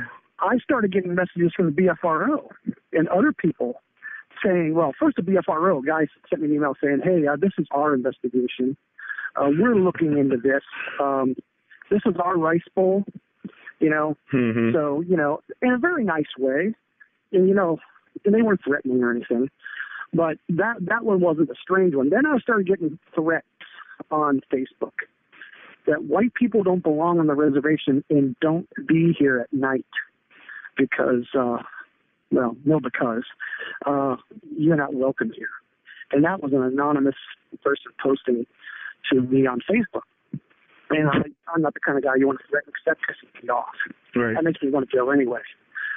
So I think Steve had called we had learned that if you want to go onto the reservation, the best thing to do is to befriend the local police at the reservation, the local Native police, and go there and introduce yourself and let them know what you're doing. And they're usually pretty cool about it. But we never ended up going.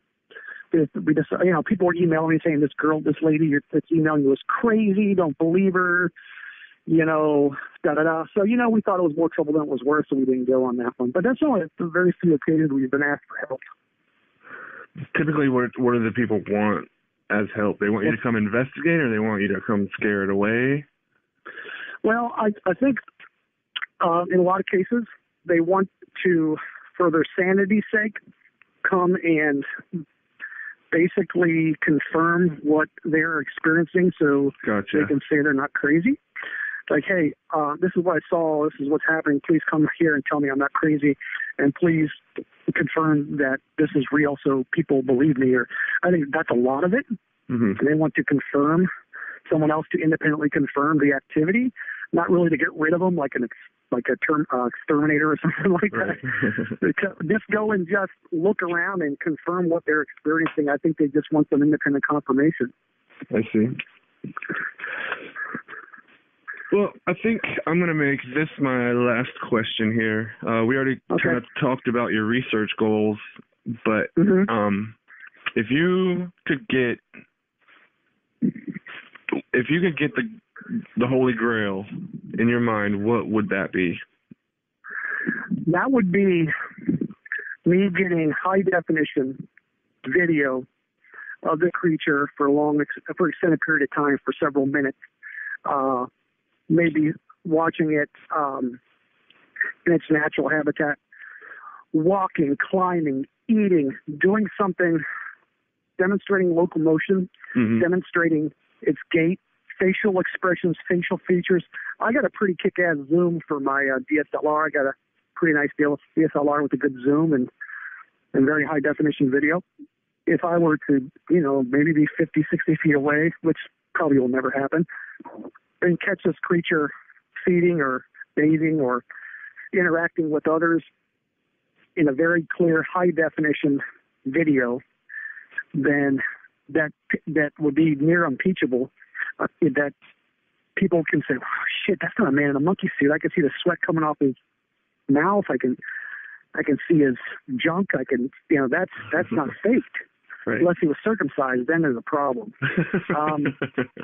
But now another thing I would like to get, and I started carrying around a 35 millimeter film camera. In the event I get an opportunity, I also want to take a snapshot with a 35 millimeter film camera. And the reason being is very hard, if not impossible, to take a photo negative of a film camera. You can Photoshop the hell out of a digital picture. And, of course, there's people nowadays that could look at a digital image and see if it's been modified. But a photo negative, it's like, you can't fake it. Right. But there's still people that are going to say it's a man in a monkey suit. Yeah, so it's going to happen. You're damned if that's why the high-definition video over, the Pirates of Gimlin thing was a minute or two long, I'm not sure. And it was really good. But it was taken with, an old camera. Yeah, it was taken with film, which is good, but the problem was the resolution and everything like that wasn't conducive to blowing it up and seeing great detail. I mean, it was good. Don't get me wrong. But the good high-definition video for a long period of time in good light that people say, holy crap, that's real. I'm not talking about Todd standing in his creatures that look like Muppets. They didn't even blink, did they? I don't remember. The second one blinked like once or twice. The first one didn't blink at all. But see, that's not bad if it was real, and I don't know. But the reason why that it is what it is you didn't really show much movement besides the eyes maybe blinking. Mm-hmm. I want to see the creature walking, sitting, climbing, doing something that is quite obvious it is a real creature. And that's going to be hard, man. People say, oh, my God, everybody's got a damn cell phone nowadays. There should be thousands of pictures of Bigfoot out there. Well, those people need to really reevaluate what they're saying. Right. First of all, most sightings last about a second or two. I challenge anybody out there to take their camera out of or their phone out of their pocket, get into their photo app, compose and take a shot in 2 seconds. That's not going to be blurry and is going to be really, really good. It's not going to happen. No. So the fact that everybody's carrying a camera really doesn't help a lot. I mean, you might get a little bit more video, but they're all going to be pretty crappy. Mm-hmm. You know what I'm saying? They're going to be crappy video. That's why I carry around a $1,000 DSLR, that's got a great zoom lens on it. If I'm going to get something, I want to make sure it's, digitally really good enough quality where I can actually zoom it, crop it, enhance it, and get a better look at it. Not somebody's iPhone video. You can only do so much with it, and then, I don't know. So you got to have good gear, man. Well, I think we can call it a day. It's been an awesome interview, and I appreciate it, Steve, so much. No worries, man. I could talk all day. That's one thing I do is I talk a lot. So I'm very pleased to be able to talk to you. So everybody get out there and check the moon status of my infrasound date and make sure we are not making this up. So I got me curious. I'm going to have to go look, but I never really thought about it. But I'm sure someone will check it. All right, man. It's been nice talking to you. You too. Thanks. All right, bye. From everyone at Talk Bigfoot, thank you for joining us. Please feel free to become a forum member and post your thoughts and ideas. Everyone is welcome, even the assholes stuck in the other place with the big asshole.